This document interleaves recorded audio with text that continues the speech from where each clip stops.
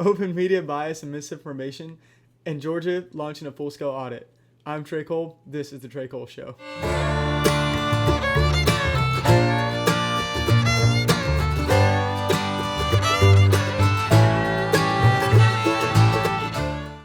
So, open media bias. We know that it's a thing. Conservatives are constantly banned, shadow banned, and not allowed to share their content and their ideas. It's constantly given a fact check that is not done by an independent source. It's often done by a left-leaning fact checker, things like that. And so we're going to talk a little bit about what that looks like in some instances of just clear and open media bias and misinformation. So the Washington Post put out an article on November 10th, and it said that Richard Hopkins, who was the USPS employee that is the whistleblower for Project Veritas and the voter fraud case in Pennsylvania, they said that he recanted his claims of voter fraud when in fact that was not true. And in the link below, you can see a video of him saying that the report and the article is in fact false and blatantly a lie. And he asked for the Washington Post to retract that statement and to take down that article, which obviously they will not do. And why will they not do that? They won't do that because there's no repercussion for left-leaning news outlets and organizations to push false information. There's no harm that they bring upon themselves when they do this, because they know that social media platforms will back them up time and time again. And you see that through this. You see that when President Trump tweets something that is instantly labeled as debated or under contention. When he tweets that there has been widespread voter fraud, it is immediately labeled as potentially false or partly false or just blatantly false. But when a media outlet on the left says that there's no evidence of voter fraud, even though that is clearly a lie and clearly not true because there is clear evidence of voter fraud, there's no label on it, there's no safety put on it, there's no warning put on it. And that is just an open example of why outlets such as the Washington Post are free to do this, are free to put out intentionally false news, to tell people and to present a narrative that they know is false and know is a lie. And that's why you have people like Richard Hopkins who are coming out, who are exposing that lie, who are exposing the media and exposing the election fraud for what it is and calling it for what it is. And so the Washington Post thought that they could get away with it, and immediately on the same day, Richard Hopkins put out this video saying that he did not recant his statement, and he asked the Washington Post to actually recant their article, which, again, did they do that? No. Even though it is a clearly false report that was immediately contradicted by the original source, by the only first-hand source, who is himself Richard Hopkins. He did not sign an affidavit saying that he was recanting his statements, even though that's what the Washington Post was pushing. The Washington Post put this out because they knew that there would be no consequence. But not all news outlets have zero consequences for putting out actual news. 2 weeks before the election, Twitter showed this blatantly by blocking and suspending the New York Post for an article that was supposedly unsubstantiated. And that article was the now infamous article about Hunter Biden and some of his foreign dealings. They said that they could not allow the potential misinformation to be spread. So not only did they block the New York Post, they blocked the actual URL to the article that was in the New York Post website. And so if you saw this tweet, which was immediately taken down, or if you found the URL and you put it out on Twitter, you could not tweet it out. It was not allowed. It would instantly be flagged. It would instantly be taken down. So Twitter intentionally did not allow the spread of this information out because they said that it was unsubstantiated. But they allowed for stories such as President Trump calling the military suckers and losers, calling fallen military suckers and losers. That was actual unsubstantiated news. That was reported by anonymous sources, and even though there have been as of September 8th, there have been 21 on-the-record denials that have been made by both first-hand knowledge of people that were in that conversation and the first-hand knowledge of people that knew why that helicopter could not make a safe landing. there were reports that President Trump didn't want to go because the rain was going to affect his hair. When in reality, the flight that, in the circumstance that is being discussed in that article by The Atlantic, is that the Navy canceled that helicopter and canceled that trip due to the weather. It was not President Trump. And then the Secret Service said that they would not drive him there. So it was not President Trump not trying to go because he thinks that the military are suckers and losers. That is not at all accurate, and it has been debunked by 21 people on the record. Not 4 unnamed anonymous sources that say that they have firsthand knowledge of it, but they won't say whether they were in on the conversation or whether they just heard about it from a firsthand source. The article, The Atlantic, isn't clear about what the situation was and how they heard about it. But even then, Twitter allowed that to be spread. Facebook, Instagram allowed that to be spread with no type of fact check or substantiation. And even today, those claims are still pushed as fact. And they are taken as fact because of what is being pushed, because of the volume that it is allowed to be pushed at. But then you've got, again, going back to the New York Post, the emails in the article that is in question are not actually unsubstantiated. In fact, they are substantiated by an on-the-record source who is Tony Bobulinski. Tony Bobulinski is a former business partner of Hunter Biden. Tony Bobulinski received those emails that the New York Post is referring to. So it's not an anonymous source. It's not Russian disinformation. When in fact, Tony Bobulinski said that he's not even political, but the few contributions he's made have been to Democratic candidates. So it's not like this man was set up by the Republicans or by Russia or whatever country you think is trying to steal the election. He's just a guy that had been doing international business, was a business partner of Hunter Biden, and is now coming out and exposing the corruption that is Hunter Biden and the Biden family. But because it is not fitting to Twitter's narrative, it's not fitting to Facebook's narrative, who had also followed suit with Twitter, but has since then they have allowed the URL to be spread.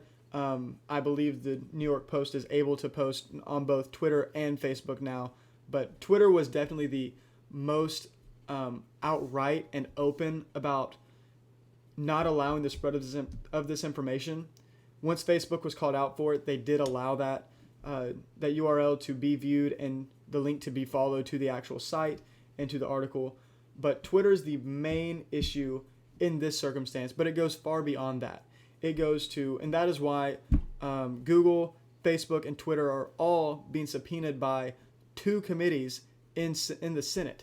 2 senatorial committees have had interviews with them and are continuing to have interviews with them and interrogations to see what conservatives call is too much bias and too much censorship, and what Democrats call not enough censorship.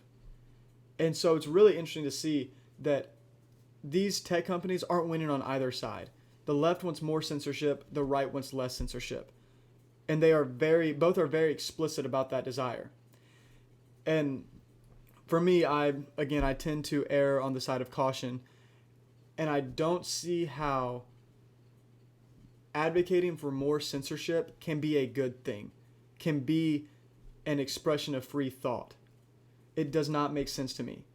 And if you label everything that you dislike as dangerous or racist or fascist, then you are eventually going to be in your own echo chamber, hearing only what you believe, and then you're going to believe that is fact and not consider anything that the other side has to say. And so, sadly, that is something that could be potentially happening for conservatives because of their censorship, because they can't voice their opinions on platforms like Facebook and Twitter. Now a lot of conservatives are going to what's called Parler. It's a new social media platform that is based on free speech, but is really just a conservative site and a conservative platform, because liberals are not going to get on this site.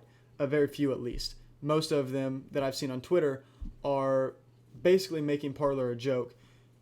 And so it's sad to see that these big tech companies have such a big impact that there actually has to be another tech company come in, another social media platform come in, just so conservatives can have a place where they can actually express their thoughts and not be castigated for it and outcast for it. And so there's been clear media bias time and time again, and it does not seem to be stopping anytime soon. And if Twitter and other big tech companies and social media platforms are able to censor and to block one of the oldest news outlets in American history, a news outlet that was actually founded by Alexander Hamilton, what does that say about their power over each individual? I think that's a scary thought that, whether you're on the left or right, should frighten you and should make you think, wow, maybe they do not deserve this much power. Maybe the Democrats that are advocating for more censorship and more control from the big tech companies over their platforms, maybe we should take a step back and look at that. And obviously, while there are clear circumstances when you are inciting violence and when you are making a clear call to violence, that is when it crosses the line legally. And I think that should be roughly the same for the social media platforms. Right now, different platforms have different rules about hate speech and what that is and what that regulates toward, what the repercussions are. And a lot of them are pretty vague, so it's more discretionary. They can block people they disagree with and claim it as hate speech and say that it's derogatory toward people, but then allow the exact opposite statements that are politically convenient to be openly allowed. So when you look at Ilhan Omar and some of the statements that she's made that are clearly anti-Semitic, she's allowed to do that because she's a Democrat and that fits their narrative. But when Alex Jones does something controversial, he is banned from all of the platforms within 12 hours. He was taken off Spotify, Twitter, Facebook, YouTube, all within 2 days based on comments that he had said. But Ilhan Omar can outright say something that is anti-Semitic and racist and should be condemned, but there's no repercussion for her. And even when Congress has a repercussion for her, it is just saying that racism is bad in general, that hate speech is bad in general, and they condemn President Trump by name and don't even condemn the actual statements that led to the congressional resolution, which is Ilhan Omar's statements. And so moving on from that a little bit, moving on from what is clearly media bias, something that has been fed into that is the election, and saying that that Vice President Joe Biden has already become the president-elect, which in reality he is not. He is the projected president-elect, which is a true statement, but he is not the president-elect. One of the reasons that he is not the president-elect is that multiple swing states have still not officially been called, and most states have not counted their official tally and turned that in. And so the electorates haven't voted yet, so there's no official president-elect. But one of the states that's most intriguing right now is Georgia.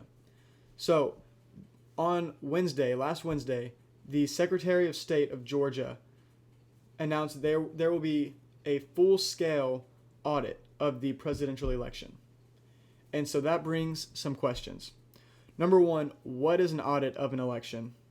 And number two, will it change the outcome of the presidential results in Georgia? And so an audit is not a recount.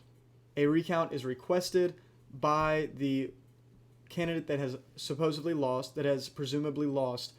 And for Georgia, different states have different laws, but for Georgia, it is when that margin is within 0.5%. So Trump is within that margin, so he could request a recount. But that is not what this is. An audit means that they are going to go through and they are going to hand count every ballot. That doesn't mean that they're going to hand count specific ballots. They're going to hand count every single ballot. So the ballots that Trump is trying to get thrown out in different states, those will still be counted because that has to be determined in the court if those are legal ballots or not. So this is not something that is going to shift the presidential election in Georgia, and that is something that Georgia's Secretary of State, Brad Raffensperger, has said that it is likely not going to change the outcome of Georgia's winner in the presidential race. So that is not something that should be expected from this audit. What the audit is going to do is it is going to ensure that the voting machines are in sync with the actual number of votes and the actual tallies. So what the audit is it is a risk assessment audit. It is going to go through and they're going to count all 5 million ballots by county, and they will compare the numbers for Joe Biden and President Trump when they count them by hand, and then the ballots for President Trump and Joe Biden when they count them through the machines. And so if there's a discrepancy there, if there's a large enough discrepancy in Georgia, it has to be, if anything greater than every 1 in 10 ballots has a discrepancy, then that triggers the next stage. So then they do a wider sample pool. So they do a smaller sample pool generally, and then they go larger based on the need. But I believe for this one, they're going to do all 5 million just because of the scope of the election and how much of an impact Georgia could potentially have on the presidential election, the outcome of that. And that is actually why Secretary Raffensperger said that he has launched this audit. So in Georgia, there's a new law requiring an audit to be conducted on an election for a race that is chosen by the Secretary of State. And so Secretary Raffensperger chose the presidential election due to the national significance of it. He did not do it because he suspects voter fraud. That is not what he has said. He has said that there's not evidence of widespread voter fraud in Georgia. He has said that they will investigate any valid claim of voter fraud. But that is not what the audit is. The audit is not an investigation into voter fraud. The audit is an investigation, and even investigation is a strong word for this. It is an affirmation for ensuring that the tallies by hand and by machine are the same, or at least close, within 1 in 10 discrepancy, so that they know the count is accurate and the winner is the correct winner. The projected winner is the correct winner. And so if you are expecting this to radically shift the results of the 2020 presidential election, you are most likely going to be disappointed. That is not what this is intended to do. If something does come from it, then I think that will launch a large investigation into Dominion voter systems, because as I talked about last podcast, Dominion voter systems are what are used in many states and many counties and swing states specifically, and had that large glitch in Michigan where the votes that were supposed to go to President Trump ended up going to Vice President Biden. And so if that becomes a reoccurring thing in this audit, then you can see that having an impact on the national results of the election, because there will be more investigations into Dominion voter systems and their role in the election, and if there was any kind of bias or any kind of fraud or rigging that occurred. That is most likely not going to happen. So again, do not put hope in this audit or in a recount, because neither of those are Trump's best way to victory. President Trump has one path to victory in this election at this point, and that is through the courts. It is not through recounts. It is not through this audit. The only way that President Trump can win the election at this point is by proving that there was widespread voter fraud and hoping that that widespread voter fraud is enough to shift swing states. Not the popular vote, because the popular vote does not matter right now. What matters is the swing states. And so if he can flip 3 swing states, which is not likely, I would not put any money on President Trump winning this election. I wouldn't bet on him losing it either, just because he is who he is, and he surprised everyone in 2016. But I would not count on President Trump winning the election at this point. It is going to be a very difficult, very steep uphill battle that he has to face. And even with Bush v. Gore, that was a single state, not 6 states at once. So it is not a very likely outcome of Trump winning. That is not highly likely or likely at all. The most reasonable thought and the most reasonable expectation is that on January 20th, Vice President Biden will become President Biden. And if that happens, while 70 million people will be upset with that, And honestly, probably a lot of the people of the 75 million that voted for him will also not be thrilled about that. We as Christians are called to respect that, to submit to our authority, and we are called to honor him. Just like in 1 Peter, when Peter writes to Christians in Rome saying that while they are being persecuted, while they are suffering for Christ's sake, they are called to submit and honor the emperor. Or in this case, like I talked about a few podcasts ago, the government and the president. So as Christians, if and when Vice President Biden becomes President Biden, we are called to submit and to honor his authority. While that may not be a popular thing to say or to expect, that is the reality of it, is that everything points to Vice President Biden becoming President Biden on January 20th. But like I said, I would not count President Trump out just because he is who he is, and he is very able to pull off elections that he should not be able to pull off. Just like in 2016 when he beat Hillary Clinton, who was a historically bad candidate, and Joe Biden is too. The fact that Trump should not be in this race, honestly. The fact that Trump is even in this race is a miracle because he has received so much bad publicity and false publicity from CNN, from MSNBC, and even at times Fox. It is a miracle that he is even this close. And the fact that he has made it this far is incredible. And that even goes back to the open media bias. CNN reports to be down the middle news where you have MSNBC openly on the left and Fox News openly on the right, supposedly. In my opinion, all of them are shifted left to a considerable degree. MSNBC is far left, CNN is very left, and then Fox News is not in the middle, but not as far right as people claim they are. I think that all of it is there to make money, and right now, the best thing for those businesses to do, because at the end of the day, that's what they are. They are businesses. Fox News, CNN, MSNBC, Twitter, Facebook, Google, they are all businesses. They are looking at the world from a business perspective and trying to make the most money for themselves. So if you think that CNN or MSNBC or Fox News has your best interest at heart, you have believed a lie. None of them care about the average American. They care about their pocketbook. They care about their bottom line. That is the reality of it. And that is why CNN has gone so overboard, making claims every turn in every direction about President Trump being a fascist, a racist, a Russian asset. That is because that sells. And because of that, they can't come back down now. And they can't be a normal reporting journalistic outlet. That is not what they are anymore. And CNN has claimed that. Fox does not claim that. MSNBC does not claim that. CNN does. And they have failed at their job to report objectively. And they have openly gone far left. You've got people like Don Lemon saying things like we need to abolish the Electoral College and tear down the system. And then you've got them saying that Trump is the one tearing down the system and that that's horrible.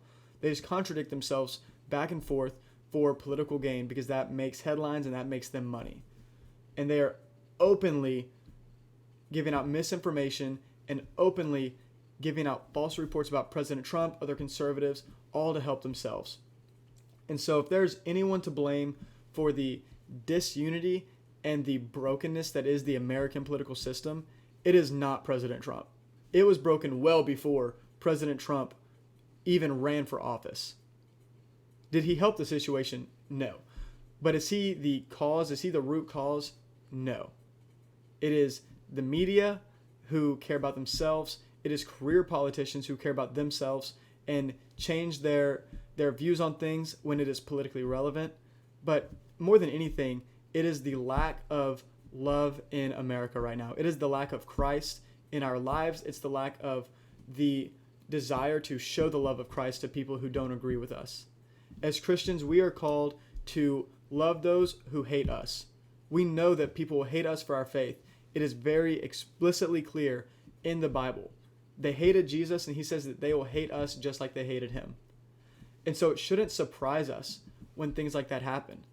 And we should respond in a way that makes it difficult and impossible for those who hate us to blame us as well. When people persecute us, when people hate us for our beliefs, we should respond with that love that Christ does. And we should respond with the gospel. And that has been a huge failure on so many Christians' parts. Because when they are attacked, they become defensive and they attack back. That is not what we are called to do.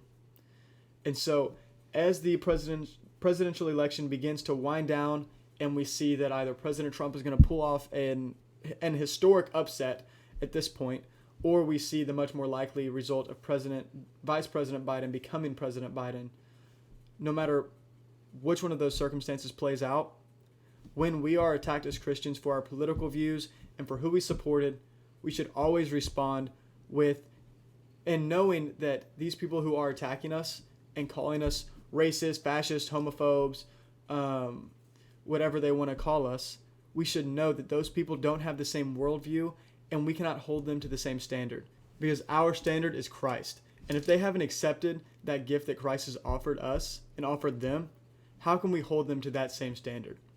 And so for us, our first reaction should always be, before we try to convince them of any political ideology or any political stance or policy, our goal should always be to show them the love of Christ, because Christ loved us first so that we can love others. And we should have that desire for others to come to know him. I'm Trey Cole. This is The Trey Cole Show. And so if you like this show, like, share, subscribe, tell all of your friends so that they can come watch it next Tuesday.